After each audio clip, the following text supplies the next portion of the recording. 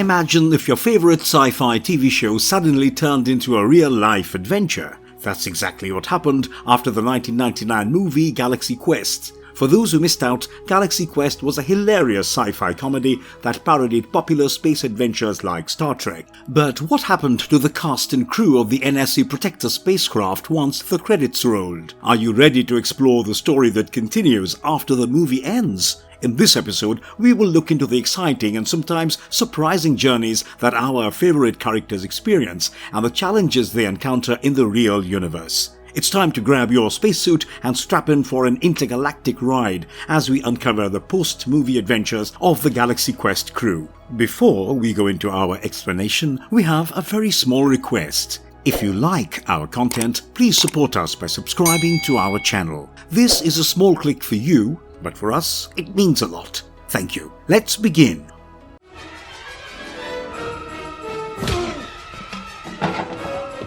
What was Galaxy Quest 1999 all about? Galaxy Quest was a laugh riot. Imagine Star Trek, but more absurd. We've got Jason Nesmith, full of himself. He used to play the heroic Commander Taggart.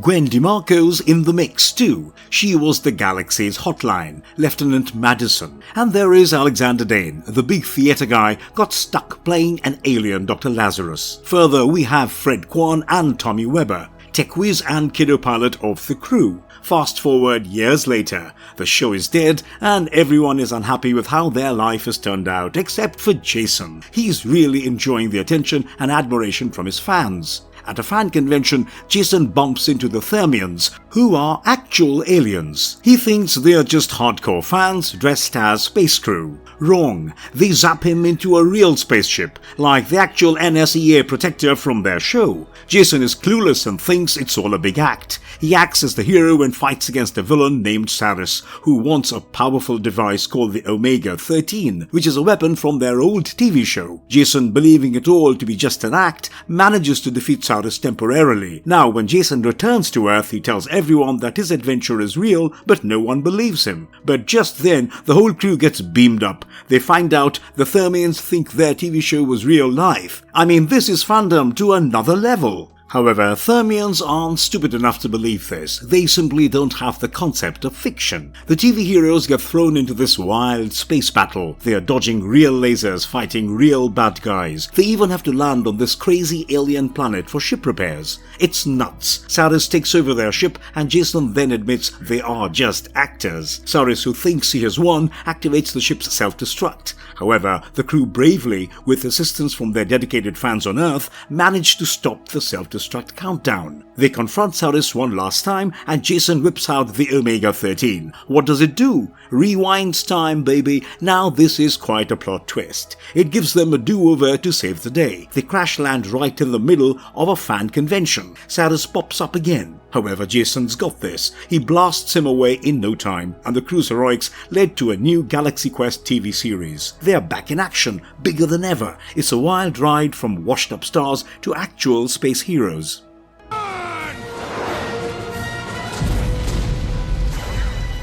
What happened after the 1999 movie? Remember the washed-up TV stars turned real-life space heroes? Well, they're back in action, and this time it was in the pages of a 2015 comic book series. The crew who played make-believe space explorers on TV ended up in a real space battle. They helped out some alien buddies against a nasty space bad guy. Their adventures in space caused serious problems, even affecting other races in space. Imagine the Galaxy Quest team returning for more wild space adventures, all captured in a comic series. It's filled with intense space drama that's so parodical that you won't stop watching till we finish this episode. It's a 4-issue miniseries that's packed with humor and adventure all at once.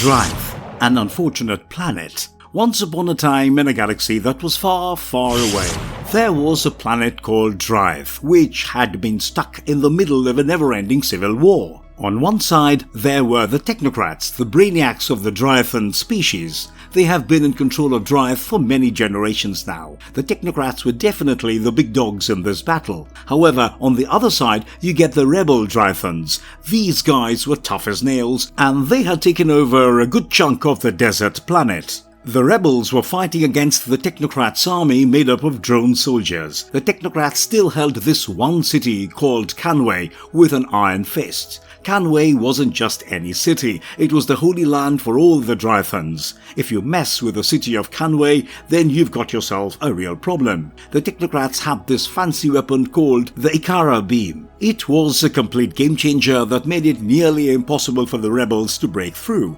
If the rebels wanted to take control of Canway City, they had to disable that Ikara beam. Well, good luck with that, fellas. A group of rebel badasses all locked and loaded are waiting right outside the control center of Canway. They aimed to mess with the Ikara beam's targeting system. On the inside of the control center, you have these two Technocrat soldiers just minding their own business. Then out of nowhere, one of them hears something. It's like a whisper in the wind, but it wasn't the wind, it was trouble. And just then, the rebels stormed in, guns blazing. They took down those Technocrat soldiers by surprise in no time. Soon they were in control of the computers, and they did what they came to do. The rebels messed up the Ikara beam's targeting system. Little did they know, it was just the beginning of the craziest showdown on the planet Dryth.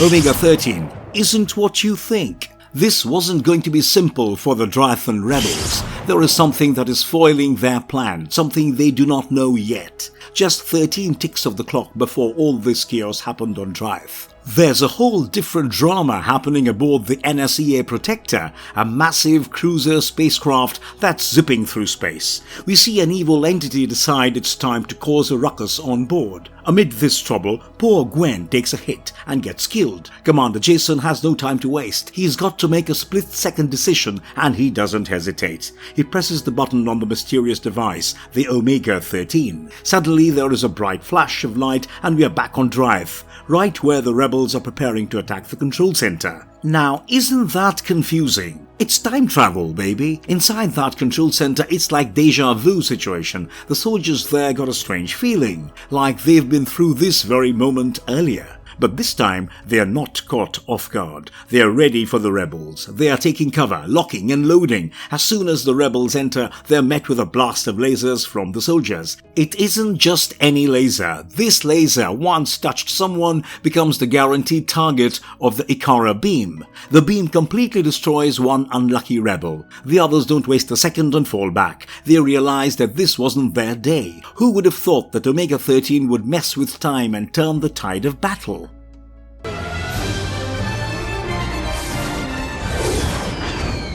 The survivors with a plan. Fast forward and we have the survivors who managed to escape the horror of the Ikara beam. Now they are scratching their heads and trying to make sense of the puzzling situation. It turns out that the Omega-13's rewinding of time doesn't completely wipe out people's memories. These rebels have a hint of a memory of the assault they conducted and took over the control center. It's like a kind of memory that's not fully clear and it's bothering them. So what do? Well, one of these rebels has been hearing rumors about the idea of going back in time, but only for a very short moment. Now, you might wonder, what's the point of going back just a few seconds in time? It sounds bonkers to me. But the leader comes forward and shares some knowledge with the rebel group. He explains it clearly. Sometimes, a brief moment in time is incredibly valuable. You catch a mistake before it happens, and you've got the power to turn the whole tide. So they put two and two together. They connect the dots and figure that somebody out there in the cosmos has cooked up a device that can mess with time. These rebels are going to make them pay.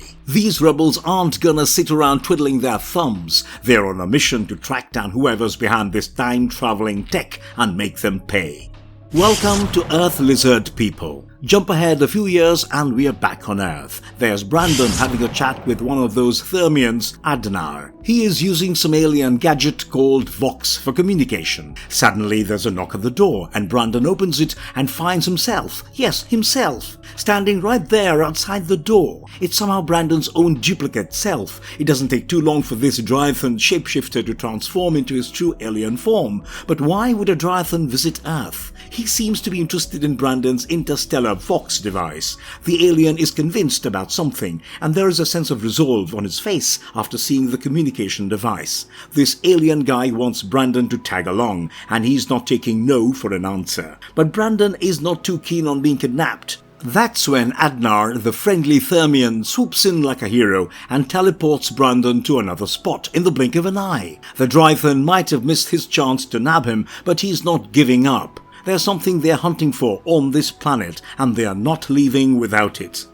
A mysterious doppelganger. Fast forward another week, we have the whole Galaxy Quest crew hanging out at a fan convention. They are announcing news about the next season, and as always, the fans are very excited. After a little chit-chat with their friends, they kick back in the green room. But then Jason's phone buzzes. It's a text from Brandon, revealing all about a major Drythan attack, and how he was suddenly transported right into the convention center's parking lot. Jason isn't the one to waste time. He bolts out of that green room and dashes straight to the parking lot. Brandon lays it all out, telling him that his Vox device was tracked by the Drythans, or lizard people, as he likes to call them. But Jason's not buying it. He thinks Brandon's had one too many cups of Thermian coffee and calls his story a big conspiracy theory. Jason tries to make a point. He asked why on earth aliens would be making a pit stop on our little blue planet after all these years. Brandon ain't got a solid answer to that one, so they decide to meet up later at Jason's place to discuss this further. When they meet, they decide to get direct information from the Thermians themselves.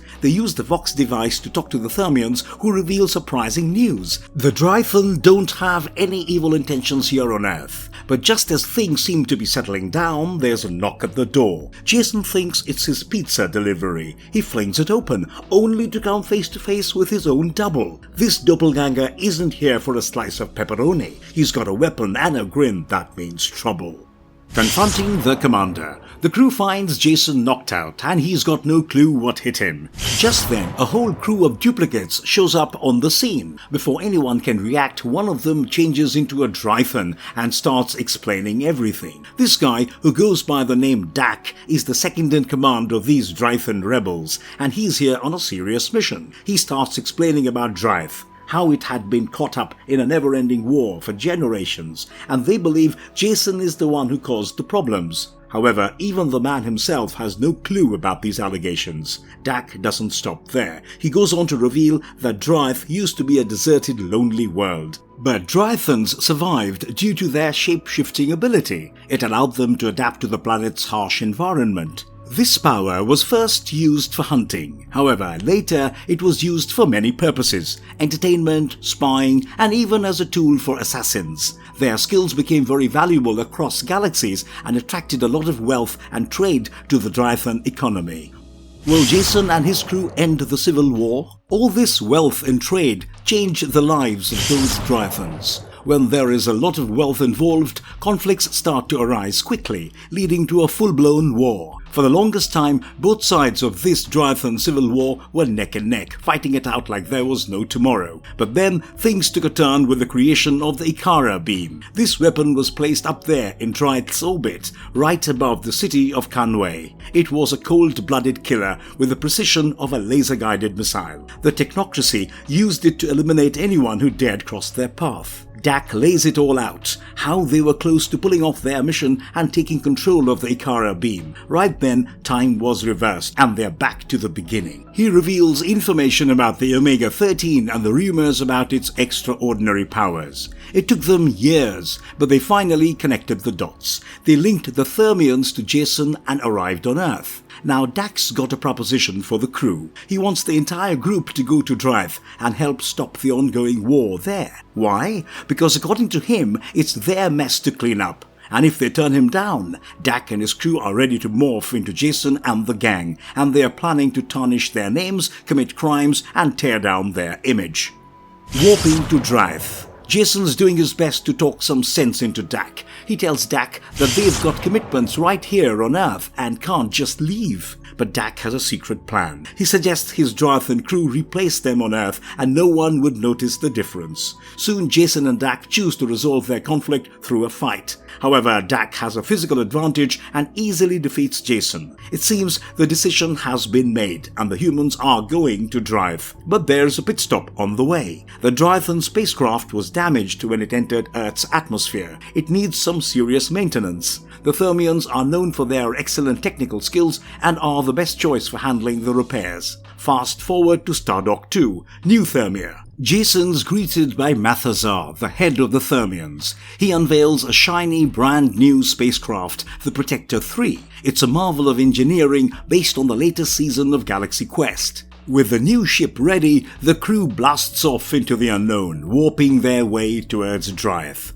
The Digitizer Dilemma and the alien Gorilla Lizard. The crew aboard the Protector 3 has decided to play it safe. They are hiding behind the Dryeth's moon to avoid inviting up any unwanted trouble. Approaching the planet with a shuttle is out of the question for the same reason. So how are they going to make it to the surface? The only way to get down there is by using something called the Digitizer. It's a piece of teleportation tech that the Thermians built alongside the ship. It's just like the ones they have seen in the previous seasons of Galaxy Quest. But nobody on the crew has actually used one of the new gizmos before. They have acted it out on TV, sure, but this is the real deal. In Digitizer Bay, there is a lot of confusion. Fred, who tends to doubt things, brings up the pig lizard incident to remind everyone. They had used the Digitizer on a pig lizard, but it went wrong, turning the creature inside out and leaving it in a bad state. Jason is always up for a gamble, as he insists they give it a shot. Fred reluctantly agrees, and with a flash, they are teleported down to Dryeth. Sounds simple, right? Not really. As they touch down on the surface, there is a tiny hiccup. Their bodies don't match their heads. The worst part is, nobody's got a clue what to do next. That's when our ordinary Earthling, Brandon, steps up. He recalls an episode from Season 2 where Ingersoll got atomized by the Digitizer, and his data was still stored in the databanks. This allowed him to be reconstituted. Brandon's guess is that the same might be true for the crew, and as it turns out, he is correct. Now the crew is following Dak through the alien landscape. They quickly encounter a massive creature called an Arbu. Brandon describes it as something like a mix between an alien, a gorilla, and a lizard. A full-on brawl starts, but it soon becomes clear that this Arbu is no ordinary creature. That's when Dak takes matters into his own hands. He sneaks up on the beast and delivers a lethal blow to its neck. In its dying moments, the Arbu manages to injure poor Tommy. But Brandon, using fast thinking, sends Tommy to the medical bay and manages to save him. End of technocracy on Dryeth. The crew, together with Dak and his rebel team, have reached the area near Canway. They are getting closer to their goal, the Ikara Control Center. They use an underground tunnel to enter the city. When they arrive at their destination, Jason is surprised. He expected a place this important to have a battalion of guards, but there is hardly anyone around. Then Dak reveals a shocking fact. They are already in Canway, which means the range of the Ikara beam covers the entire city. The guards here are armed with Tagger pistols. If any guard detects even a small part of you, like a single strand of hair, the Ikara beam will kill you almost immediately. Alexander and Gwen kick things off with a brilliant distraction. They lure the guards away, and just when the timing's right, Dak and his gang swoop in, taking the guards by surprise. As they move ahead, they encounter an android soldier. The crew uses their tactics to destroy the soldier's head and continues their mission. Amid this chaos, Brandon stumbles into a maze of laser sensors. These sensors lock the Ikara beam onto his DNA.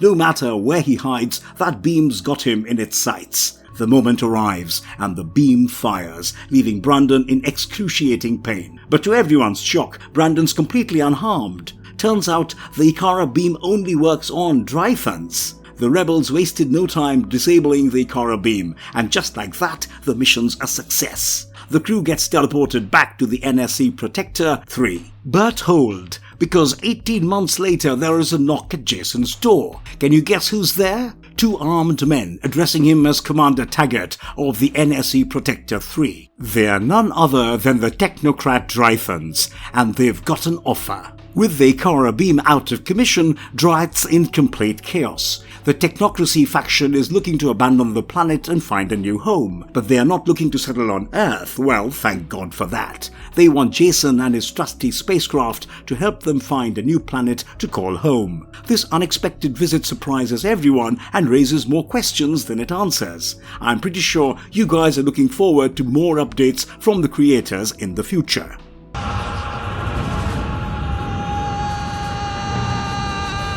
Marvelous verdict. In this episode, we explored the adventures that happened after the movie.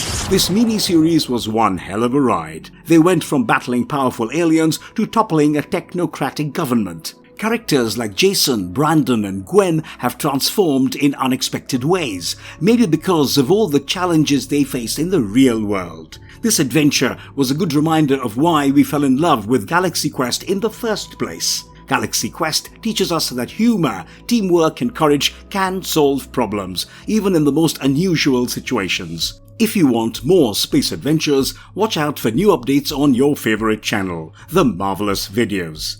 As we say goodbye to our space crew, let Galaxy Quest inspire us to explore new and unknown areas of our lives. Till then, live long and prosper. And if you liked our content, don't forget to leave a like and subscribe to us if you haven't already. Have a good one and be safe. Thanks, everyone. Let's go! Get it done! Let's go!